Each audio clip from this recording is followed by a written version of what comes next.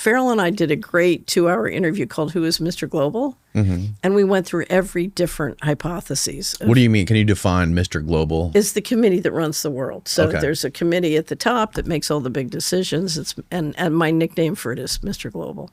So the question is, who is Mr. Global and why is Mr. Global doing what he's doing? Because when I look at a situation, I like to put myself in somebody else's shoes. Like if I was Danny and I was doing this, what would it look like from my point of view? And so I want to put myself in Yeah. why is Mr. Global doing this? What's Mr. Global's point of view? So anyway, Joseph and I went through and did Who is Mr. Global and why is he doing what he's doing? So we went through all the theories, but some of my favorite comments on the internet is they'll say, well, she worked at the White House and she knows, so she's not telling us. It's like, no, everybody at the White House is not sure. Who's your best guess of who Mr. Global is? I think you have intergenerational pools of capital, and right now they are over influenced by a cult. So So I think you have interdimensional intelligence, which is operating demonic intelligence. Interdimensional demonic intelligence. Yeah.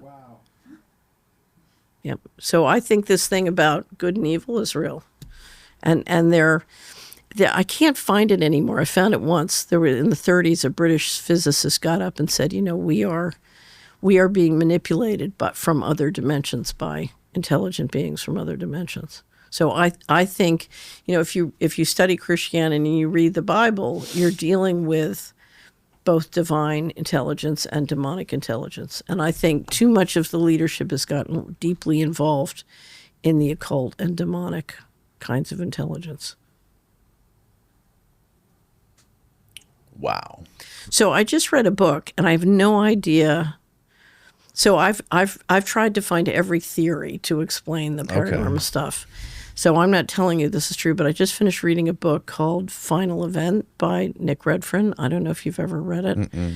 And he describes it's a exploration of a group of military intelligence in the United States called the Collins Elite. Oh yeah, I've heard about the Collins Elite. Yeah. And they came to believe that the ET phenomena was a demonic phenomena. It was not people from another planet. It was demonic intelligence. It was biblical stuff. Right. And one of the things he discovered was that, or the Collins Elite apparently discovered, is in many sort of ET abduction events, if you called on Jesus Christ, it would stop. What? Yeah. That's what he reported. And he strikes me, I don't know anything about him, but it struck me as someone who was trying to do a faithful job of simply reporting what they found. There's a lot of folks in the intelligence community that publicly state how they believe that the whole UFO phenomena is like this biblical thing. How it's angels and demons and these things can be angelic entities and, like literal, like ground, like legitimate people in the intelligence community, whether they're still active or retired or whatever, that have been on podcasts that state they believe this. So I am sure that all of that stuff is happening. So I think we are dealing with demonic and angelic forces in our world, and that's interdimensional intelligence. So the Bible calls it, demons and angels. Other people call it fifth dimension or whatever, but I think we're absolutely, and I will tell you what I think is the most important thing to understand about the universe. So write this down. This is my favorite. My favorite new book is A New Science of Heaven by Robert Temple. Oh, yeah. 99% of the material in the universe is plasma. Our universe is made up of plasma. And I used to hear that David Bohm said this, and other physicists as well, but Temple's really documented and nailed it. And I'm sure he's right. Plasma is alive and it's intelligent. And that means life is alive and intelligent. Plasma or dark matter? Plasma. Plasma.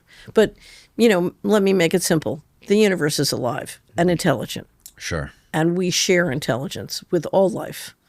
You know, so in the Lord of the Rings, when the trees show up to help, that's real. Right. So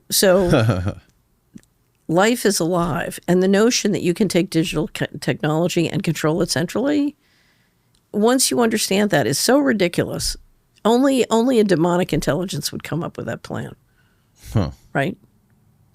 Have you noticed this recent phenomena of, and there's been articles written about it, of essentially a lot of big shots in Silicon Valley are mapping Christianity now onto everything that's going on in Silicon Valley.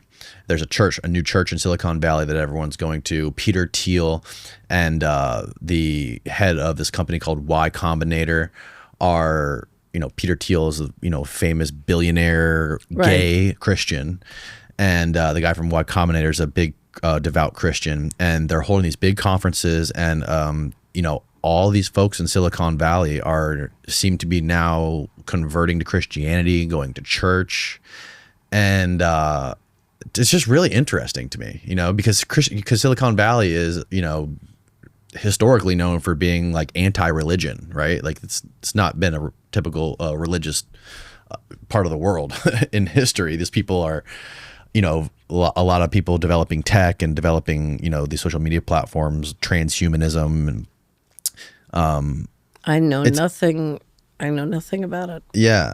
There's been a lot of articles. There was an article in the New York Times that came out, I think the New Yorker. And it's really interesting to me that somebody like Peter Thiel would be somebody who's, very much tied up in the military industrial complex, the intelligence I would say community. that there is a non-alignment between the teachings of Jesus Christ and what Peter Thiel and his companies are doing. Yeah. So, but I it makes me wonder though, why somebody like Peter Thiel would be so invested in promoting Christianity in Silicon Valley. I don't know. I would need to understand a lot more. I wonder if it has something to do with trying to bolster Christianity in the United States, or sort of revive Christianity in some sort of a national security aspect. Well, here's the problem. The problem is that there has been so much financial fraud and corruption that you have a real breakdown in productivity in the general population. And so, there is a vested interest, if you don't want to depopulate everybody, in getting everybody to be productive. And they're not going to be productive unless they believe in morals and have morals. So, our problem, the reason the unipolar model failed, in my opinion, is we're not agreement capable. And the leadership is not agreement capable, but now the message is the population, you don't need to be agreement capable. Mm-hmm. And when a complex society depends on the rule of law, or at least the appearance of the rule of law, you take away the ability to be agreement capable, and the society fails.